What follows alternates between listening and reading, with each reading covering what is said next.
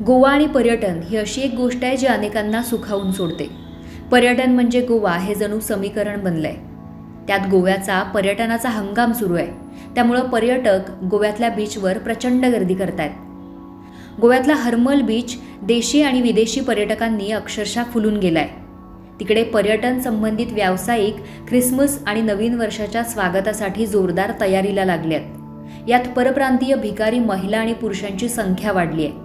त्यामुळं समुद्र किनाऱ्याच्या सौंदर्याला बाधा पोचत असल्यानं नागरिकांनी संताप व्यक्त केलाय. गेले कित्येक दिवस ही स्थिती किनारी भागात पाहायला मिळते. दिवसा फिरून भीक मागणारे महिला आणि पुरुष रात्रीच्या वेळी मात्र मस्तपैकी दारूच्या बाटल्यांच्या संगतीत झिंगलेल्या अवस्थेत सकाळपर्यंत किनाऱ्यावर लोळत असल्याचं विदारक चित्र दिसून येतंय. ही मंडळी रात्रीच्या वेळेत पदपथावरच झोपतात आणि दिवसा त्याच ठिकाणी ठाण मांडून येणाऱ्या जाणाऱ्यांकडे भीक मागून गुजराण करत असल्याचं चित्र आहे. फुगे आणि खेळणी घेऊन विकणाऱ्या या महिला भीक मागताना सर्रासपणे दिसतायत. त्यांना हकलून लावण्यापेक्षा पोलिसांनी त्यांना समज देऊन पाठवून द्यावं अशी मागणी नागरिक करतायत. कित्येक परप्रांतीय लहान मुलांना कडेवर घेऊन विदेशी पर्यटकांपुढं गयावया करीत भीक मागतात. यावेळी परदेशी पर्यटकांकडून त्यांचं चित्रण केलं जातं.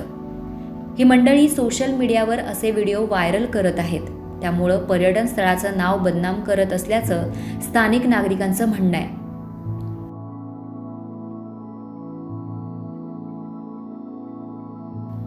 हर्मल भागात भिकाऱ्यांबरोबरच तृतीयपंथीयांची सुद्धा अरेरावी वाढली आहे. पर्यटकांकडे पैशाची मागणी करत त्यांना नाहक त्रास ते करतायत. तसंच त्यांना निघून जाण्यासाठी सांगितलं तर उद्धट आणि अर्वाच्य भाषेतून त्यांचा पान उतारा करत असल्याच्या तक्रारीसुद्धा वाढत आहेत.